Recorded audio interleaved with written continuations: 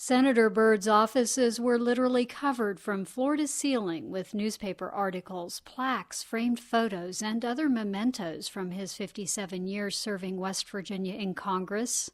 And he had more than 1,400 objects hanging in his Hart office building. He loved to frame things and awards and photographs of his family, photographs of him with presidents and visiting dignitaries and citizens of West Virginia.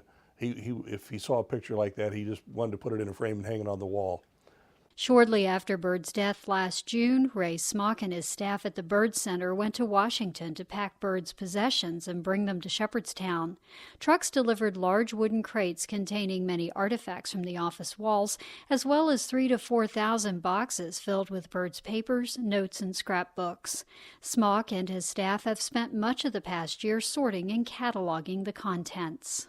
The first thing that we do is to figure out what we've got, transfer it all to what is called acid-free boxes and acid-free folders so that it gets preserved for a long period of time. Then we start actually going through it and determining what's in each box, creating shelf lists so that we can know what is in each box. Once cataloged, the papers end up here in the stacks where archivists like Mark Levitt can retrieve them for researchers visiting the center. We have some of his appropriation bills. These are publications put out by the Congress, and we have a whole selection of reference material here.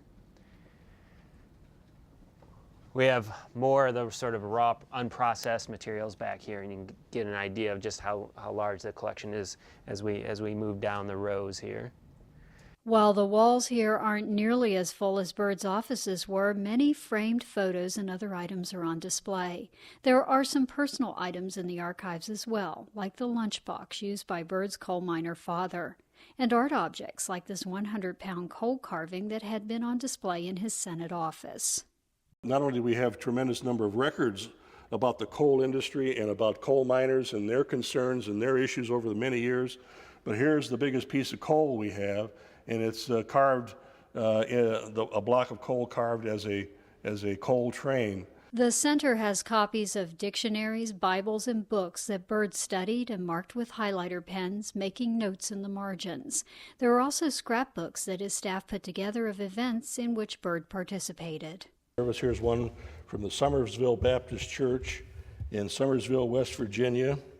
This is in 1955. Here's the program. October 2nd, 1955, he was at that service. And this particular scrapbook is early in his career, but you can see already how active he was, how much he was concerned with issues like coal in West Virginia and energy issues. And we have this incredible record, which he kept his entire career. Eventually, Byrd's papers will be available for researchers to see. The center is also working on an exhibit about Byrd's life that will travel throughout the state. For West Virginia Public Broadcasting, I'm Cecelia Mason in Shepherdstown.